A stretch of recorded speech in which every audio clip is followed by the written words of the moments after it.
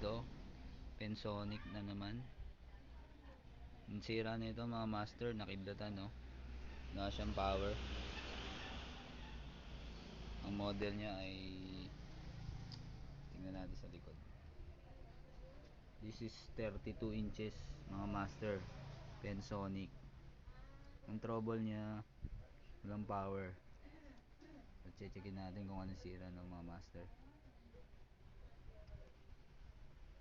So ito mga master, ito yung model niya. 30 inches pala. Pensonic LED 3017. Ngayon ang sira niya, nakidlatan siya.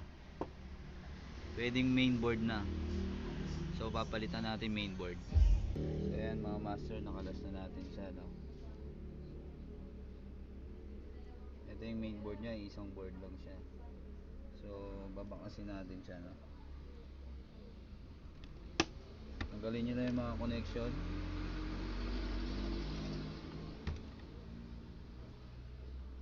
So itong part na to, kalimitan kasi pag nakikidlatan mga master, ito nasisira dyan. Yan. So hindi na re-repair yan, buo natin binili yan, buong board.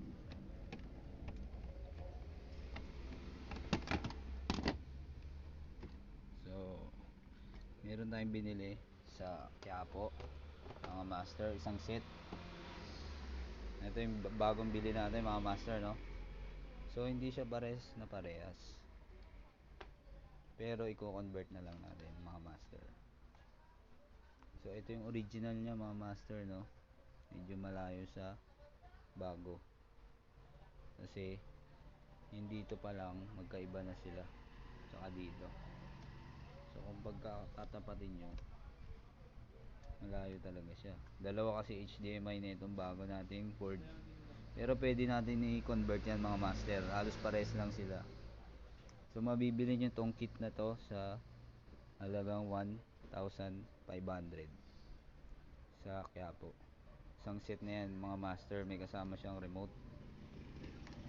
So yung remote niya ay universal din mga master. Sige natin.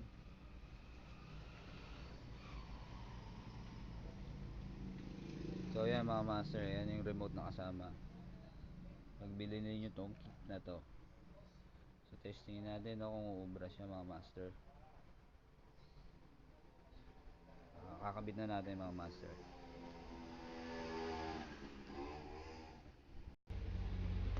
So kung mapapansin nyo mga master, tinanggal ko yung sa gilid niya kasi medyo mahirap natin i-mountain to, kasi malayo siya yun. Dalawa kasi HDMI nya, so pwede nyo nang tanggalin nyo na dito sa gilid. Kaya kung plastic siya, pwede nyo hulmahan. So yan mga master no, pasok naman siya dito sa ano, ilalim.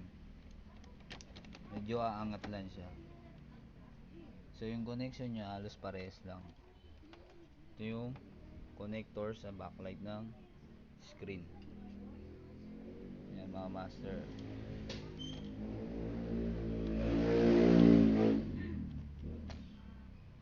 Ito naman yung speaker. Speaker yan mga master, dito yan. Supply ng AC. So halos pares na pares sila mga master no. Ito yung indicator light. Wala na kayong babaguhin dyan mga master, kasi pares na pares China yan. Tapos supply ng panel. So pag kinakabit nyo lagi mga master, yung red positive yan, lagi yan nakatutok sa may white. Tapos yung supply nyo, kung 32, 30 inches, lagi nasa 12 volts. Yan mga master, 12 volts. Checkin nyo yan kasi supply yan sa backlight. Yan, 32. Pag 32, 30 inches, 12 volts nyo ilalagay. Ngayon, pag maliit lang siya, 5 volts. Lipat nyo lang tong jumper. So, ganun lang mga master, no? So, kakabit na natin mga master. na mga master, nakabit na natin. Ito yung ground. So ground.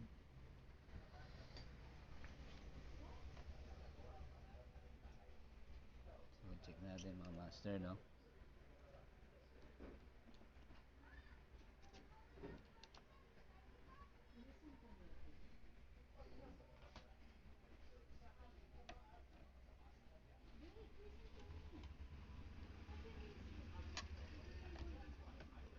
So hindi na kayo mahirapan dito mga master.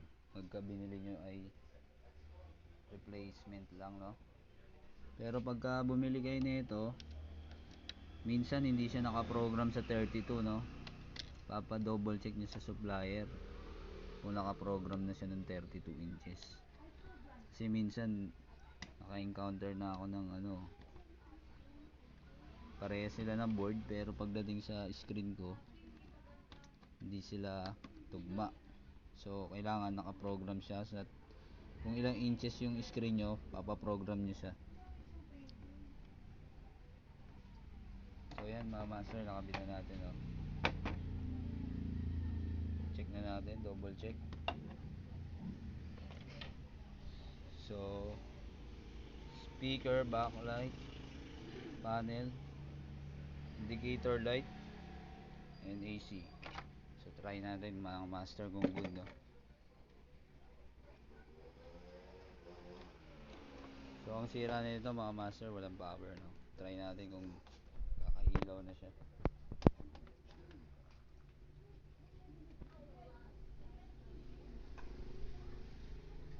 Yun. Napansin nyo mga master, may ilaw na, no. So tignan natin kung pag naka-red siya mga master, naka-standby yan. So may source pa yan ng power dito sa switch. I-on nyo lang. So yan mga master, nag-blue na siya, no. Checkin natin kung may screen. Yun. Nice. So mga master, nakita nyo, no. Pasok na pasok sa screen natin sa 30 inches. Yan ang sira lang kalimitan sa mga TV nyo mga master. Salamat sa mga nagsusubscribe sa akin. At please like and share lang po. Salamat.